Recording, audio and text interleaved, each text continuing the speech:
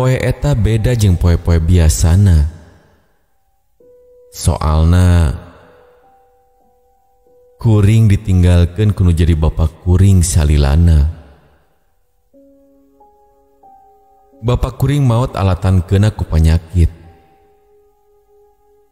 Kusababa saker harita kasus virus corona kerame-ramena, kaasup bapak kuring oge dianggapna maot pedah kena virus eta. Hal eta anu ngajadikeun keluarga kuring dijauhan ku tatangga. Dina kaayaan kitu, kuring jeung indung kuring ngusahakeun sangkan tetep sabar jeung tawakal.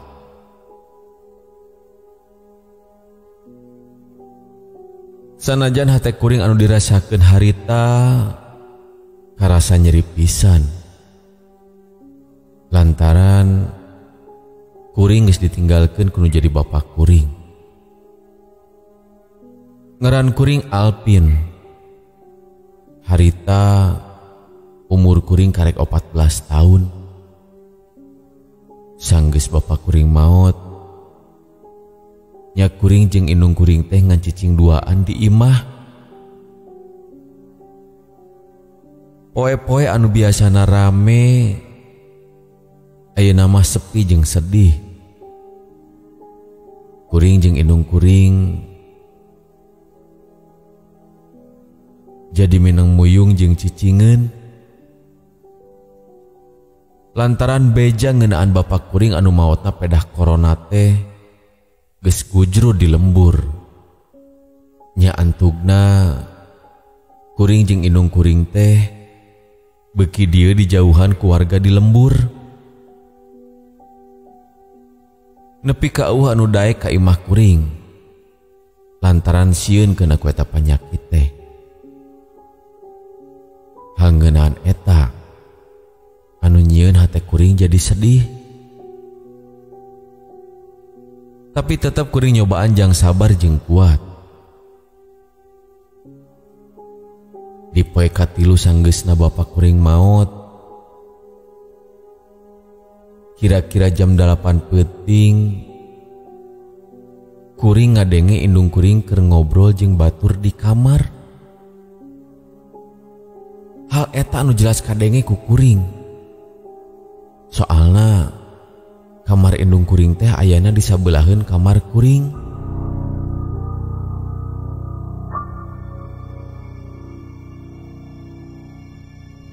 Kadenge jelas anu jadi indung keur ngobrol nepikeun ka indung kuring seueur ceceleukeutekan. Ya kulantaran kuring penasaran, harita keneh langsung muru ka kamar indung kuring jang mastikeun. Basa kuring nepi ka hareupeun panto kamar nu jadi indung.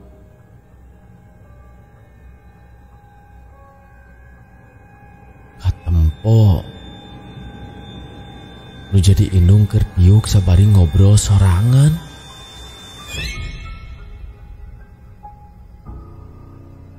Kuring jadi heran. Naon anu dipilampah kudu jadi indung kuring?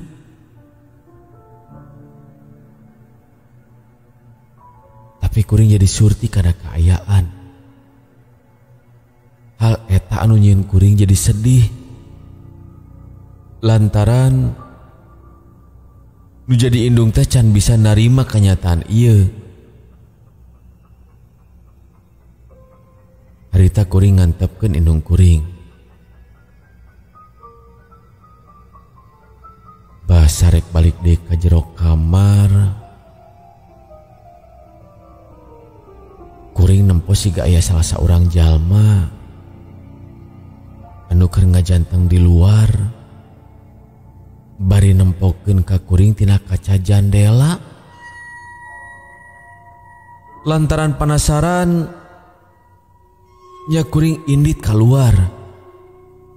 Jang ninggali saha anu keur nempokeun kuring teh. Pamikir bisi aya batur atawa tatangga anu aya perlu ka kuring atawa ka indung kuring.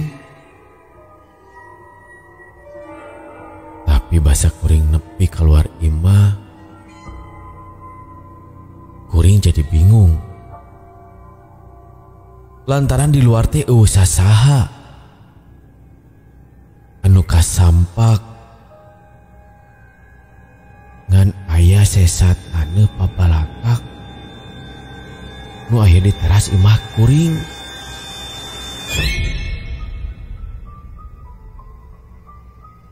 Kuring jadi bingung lantaran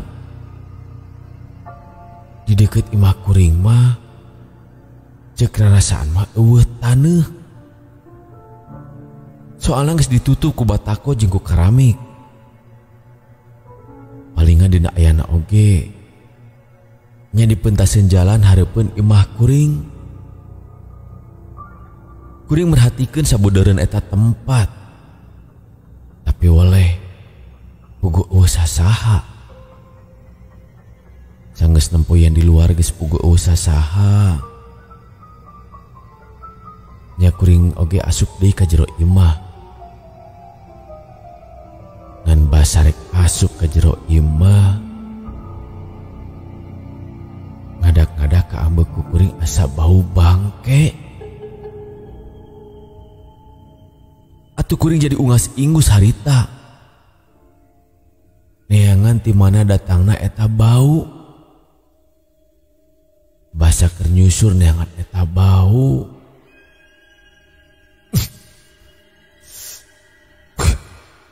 Kuring ngerasakeun bau bangke anu nyegok eta. Datangna ti jero kamar indung kuring anu geus ditutupan pantona. Harita kuring langsung ngagedor panto kamar indung. Sabari nanya, "Bu, ibu teu naon di jero kamar?" Ibu teu naon Jang, ibu tunduh. harita kuring ngan ukur bisa cicing sakedapan mah.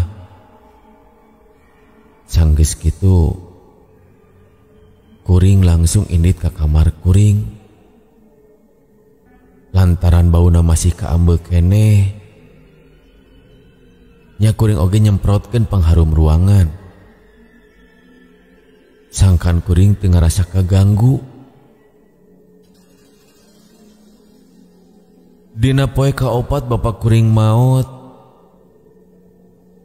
kaayaan beuki aneh. Basa kuring hudang isuk-isuk. Kuring kahudangkeun lantaran ngadenge sora anu keur masak di dapur. Kuring oge langsung ke dapur sabari kaayaan setengah sadar. Lantaran penasaran ku sora eta. Sing horeng bener.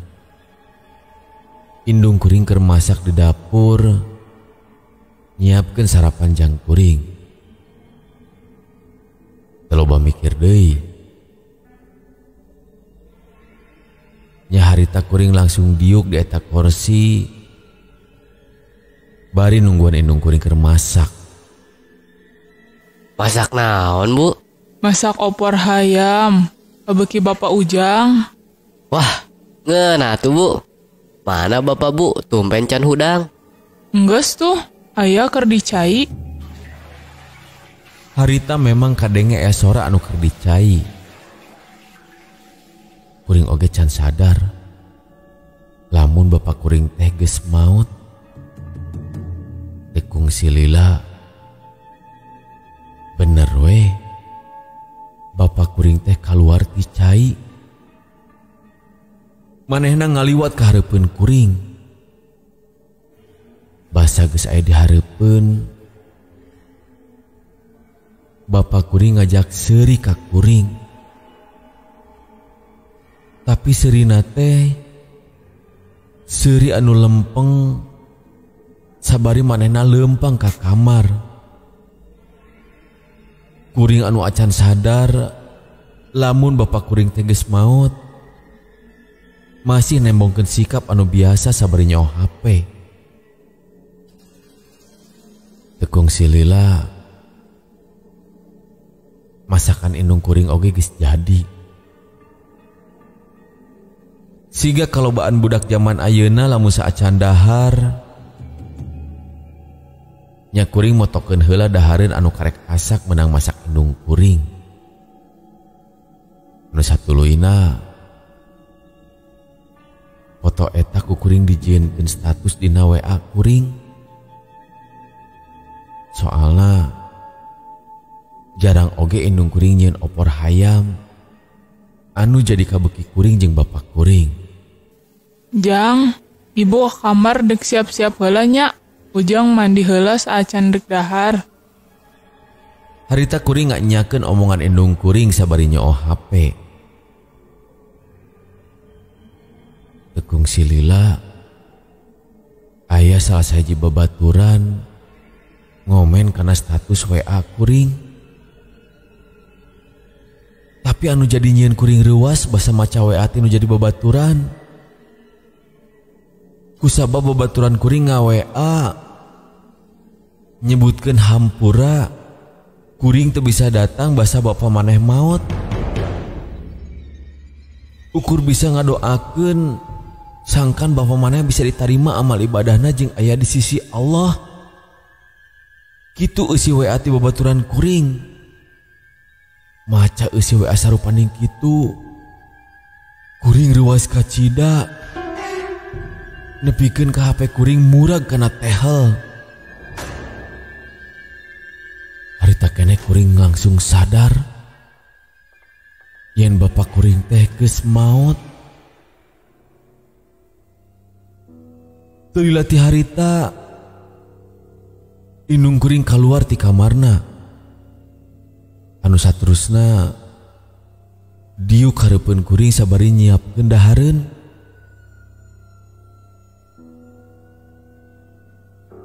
Bari kacampuran rasa kasieun keneh kuring nanya ka indung kuring.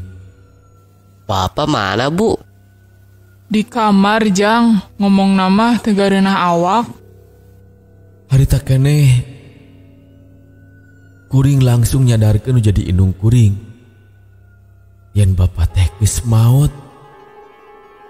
Bu, apanan bapak teh tos teu aya. Sadar bu, istighfar.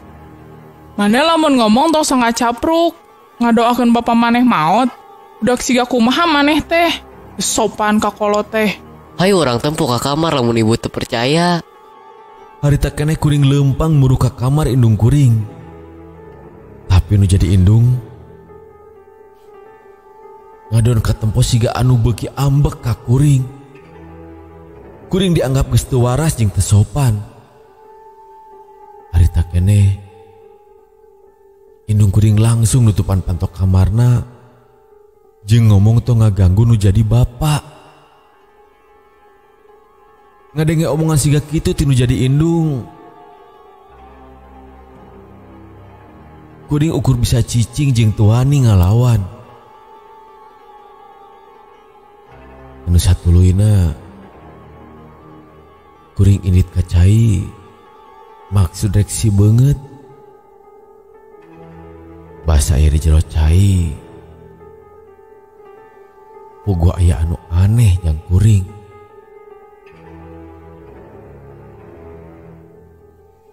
Nya eta kaayaan kamar mandi teh siga anu bener-bener geus dipake ku batur. Kaciri tina caibak anu oyag siga tapak nyiuk. Sabun anu masih ngabusa jeung tembok anu baseuh tapak kacepretan anu urut mandi. Kuring jadi ngarasa sieun. Kuring ngarasa siga aya deui batur salian kuring jeung nu jadi indung. Kusabab ngarasa sieun atuh kuring rusuhan indit keluar ninggalkeun kamar mandi. Basa kuring keluar di kamar mandi kadenge suara indung kuring siga anu keur ngobrol jeung batur. Ya kuring penasaran jadi hayang ngadengekeun omongan indung kuring leuwih deukeut. Asa didengekeun. Obrolan eta sarua siga obrolan indung kuring jeung bapa kuring sapopoena. Kayaan di mah puguh usah saha deui. Iwal kuring jeung nu jadi indung. Eueuh deui jalma anu bisa dipentaan tulung dina nying hareupan kayaan siga kitu. Ya kuring langsung neangan di mana eta sorat teh. Harita kuring nempo indung kuring keur ngomong sorangan. Kuring nyampeurkeun bari tuluy ngajelaskeun kanu jadi indung. Lamun bapa teh geus maot. Di omongan siga kitu anu jadi indung kalah kabeuki ambek ka kuring. Malahan nepikeun ka nyabok pipi kuring sagala.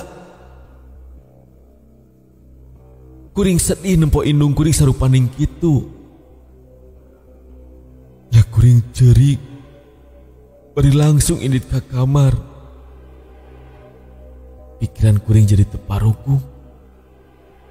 Rasa sieun, bingung, jeung hariwang nyampur jadi hiji. Ya akhirnya kuring ngerem di jero kamar sapoe jeput.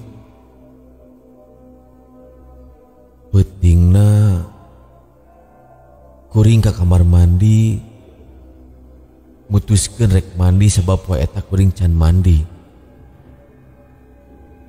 Kuring ngaliwatan kamar indung kuring. Basa kuring ngareret ka pelebah kamar nu jadi indung. Kuring ruas sabab kuring nempo salah seorang jalma anu mirip pisan jeung bapa kuring. Kuring lempang bari pikiran kuring teu paruguh. Imimiti rasa sieun nepi ka hariwang aya tina pamikiran kuring. Nempo kitu kuring gancang-gancang indit ka kamar mandi. Maksud rek mandi teh. Sanggeus mandi, kuring buru-buru balik deui ka kamar. Tapi basa ngalewatan deui kamar indung kuring. Palebah lawang kamar, kuring nempo bapa kuring ngalieu ka kuring bari nyerengeh seuri. Atuh hal ngeunaan kitu ngabalukarkeun kuring jadi lumpat muru ka kamar. Bari diancikan rasa kasieun.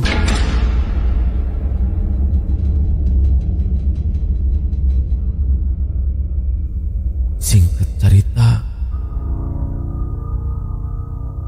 isukna kasampak indung kuring keur masak di dapur.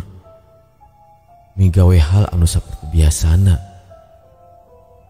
Nyata seolah-olah bapak kuring masih keneh aya.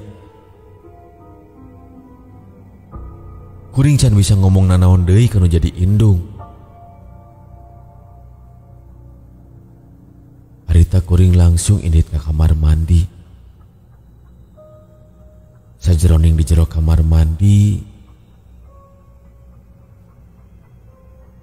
kadenge indung kuring gegeroan ka kuring. Jang, sanggeus mandi bantuan mama beberes imah. Tong cicing wae di jero kamar. Mama rek ngajaga heula si bapak. Kuring tenembalan. Ngan saukur cicing sabari nuluykeun mandi.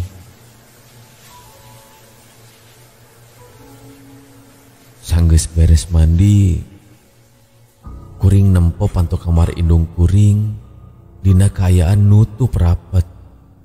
Anu ngajadikeun kuring teu bisa nempo ka jero kamar. Harita kuring teu bisa ngomong deui sangkan bingung jeung kaayaan di imah ieu. Sanggeus dahar,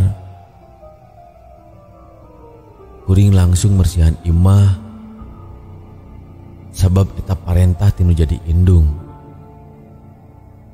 Basa keur nyapukeun teras, katinggali aya tatangga ngaliwat. ngan anu jadi anehna maranehna sih gak anu aneh nempok kuring. Atau kuring jadi bingung aya naon sabenerna teh. Tekung si lila katempo indung kuring mawa tumbukan baju bapak kuring anu rek diseuseuh.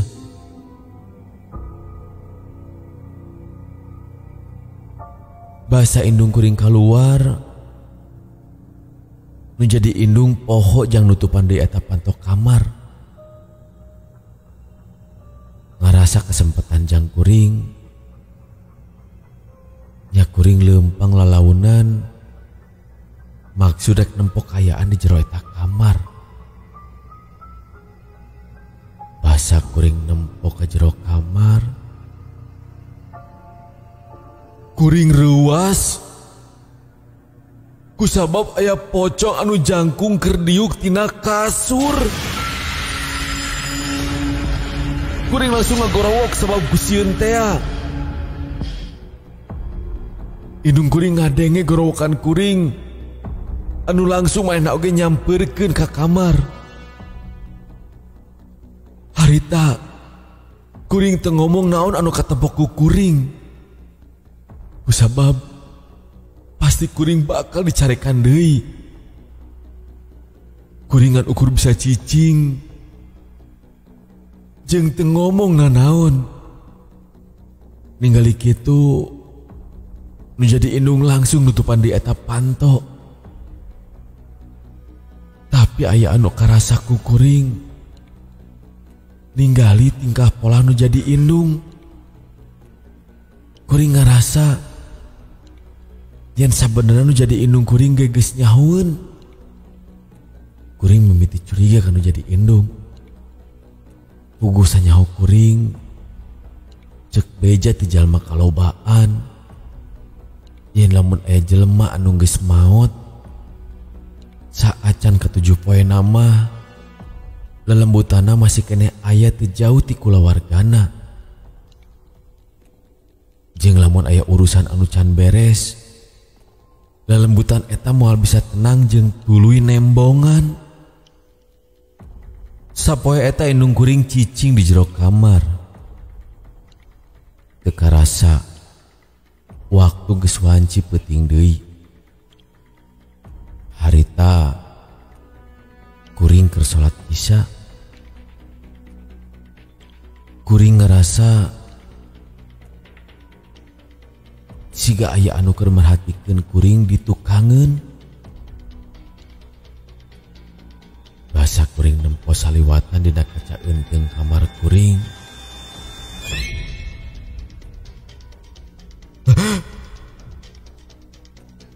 Kuring reuas kusabab nempo aya pocong keur diuk di ruang tamu. Sabari nempokeun ka kuring. Atuh salat anu keur husu oge jadi teu baleg lantaran kaancikan ku rasa kasieun. Kuring nyobaan jang meremkeun panon bari nuluykeun salatna. Sanggeus beres kuring salat, kuring buru-buru nutupan pantok kamar ti jero. Lantaran kurasa kasieun, ya kuring maksakeun meremkeun panon nepikeun ka kuring sare.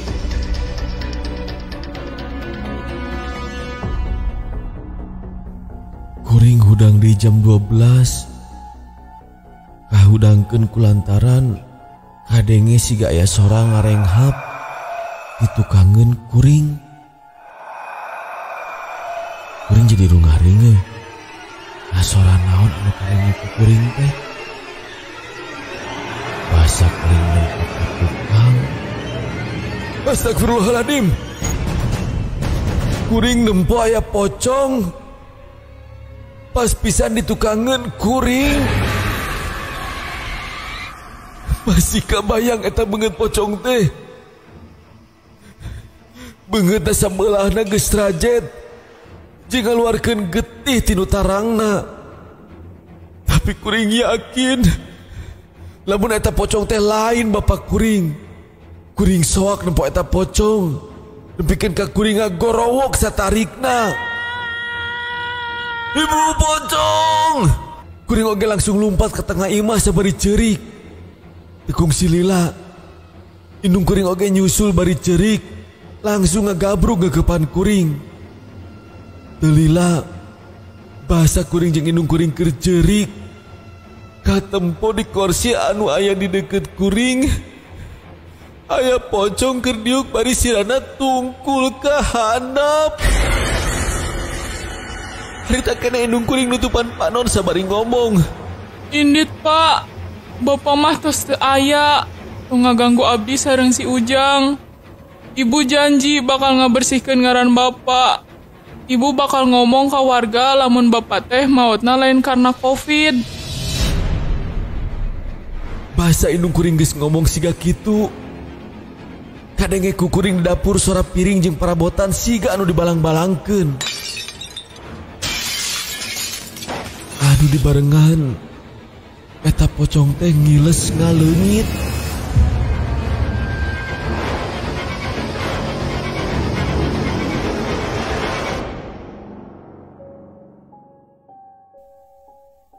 Isukna kaayaan di imah jadi robah. Nu asala indung kuring sok kasampak masak di dapur. Ayeuna jadi cicing diuk di tengah imah. Sabari nungguan kuring.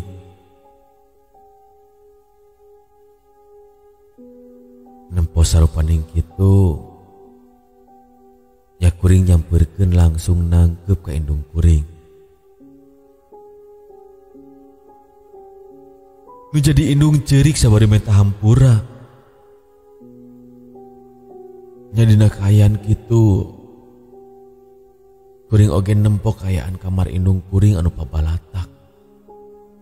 Indung kuring cacarita. Lamun nya cenah bener aya makhluk anu mangrupakeun bapak kuring.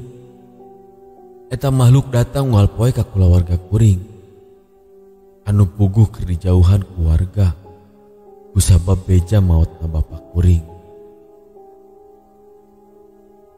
Meureun sosok anu mangrupakeun bapak kuring teh teu narima lamun manehna diisukeun maot pedah COVID. Alhamdulillah. Nepi ka ayeuna eueuh gangguan deui di eta sosok. Kusabab indung kuring geus nyaritakeun lamun bapak kuring teh maotna pedah masalah penyakit sejen lain alatan kena ku COVID.